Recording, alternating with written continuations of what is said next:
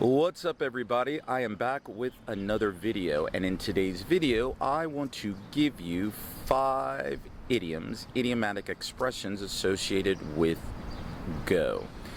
For those of you that don't know, think of an idiom or an idiomatic expression as a group of words that do not have a literal meaning. So get your pens, pencils out, watch the video until its entirety because you have an opportunity to learn. Our first idiom associated with go is go into overdrive. This idiom means is that when you start working very hard at something. As an example, I have about 3 weeks left until the semester is over, and so as a result, I'm going to be going into overdrive, preparing my students for their final exams, marking the papers, grading the papers, making sure that I do a review, so hopefully my students will receive a good grade. So yes, I will be going into overdrive. Our second idiom associated with the word go is go with the flow. This idiom means is when a person accepts a particular circumstance or situation without fighting and or voicing their particular opinion. It's another way of saying is they keep their mouth quiet, which they can do. That is their choice. As an example, for me, as it relates to speaking English like a native or having native accent, I do not go with the flow with respect to that particular belief. That's not me. I don't go with the flow. I think it's important just to speak English naturally, be proud of who you are. But that's my particular opinion. So no, I am not going with the flow on that particular thought process. Our next idiom associated with go is go out of your way. This idiom means is that you make a special effort to do something. And there have been times in my life that I have gone out of my way for others. Why? Because I was fortunate enough that they did that for me. So yes, going out of my way for people without expecting anything can be a good thing. Why? Because I recognize and I realize that at the end of the day, I've been blessed by it. So if you have a chance, go out of your way for someone. You might feel good about yourself and in the process, bless someone else.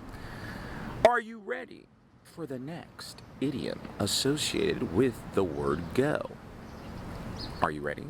Well, our next idiom is go through the motions. Now, I definitely can relate to this idiom. This idiom means is that when a person, me, at times in my life, have done the bare minimum. I've just done the bare minimum to get by. Have you ever tried to learn a new language, maybe it's English, and you're going through the bare minimum? Really? Let's try that again. Have you ever tried to learn English and you're just going through the motions? You're doing the bare minimum. You say that English is important to you, and yet you have opportunities to speak, and yet you're not taking those opportunities to speak. I've been guilty to go through the bare minimum, just to do enough, just to get by. And one of the things I recognized and realized is that sometimes just doing the minimum is going to get me the exact results, minimum. So instead of going through the bare minimum, you might want to go above and go beyond. Why? Because you deserve it. And when I say that to you, I'm saying that to myself. Stop going through the motions. Be creative, be innovative, do something new. All right, I'll try. Will you try? I'll try if you try. Our last idiom associated with the word go is going off on a tangent. I have been guilty of that. The idiom means, actually I just did it previously, but anyway, focus. Go off on a tangent. You use this idiom when you're talking about a particular topic and then all of a sudden you start talking about something else. Did you watch the video? Are you listening? I was talking about idioms and then I started talking about something else. I've been guilty on going off on a tangent, but hopefully I'm focused right now. So, 5 idioms associated with the word go. And I encourage you, as I previously said before, use these idioms. Make them part of your life. Make a comment in the comment section below. That's your choice. That's an opportunity. And if you don't, no problem. But I definitely encourage you, with respect to these idioms, to what?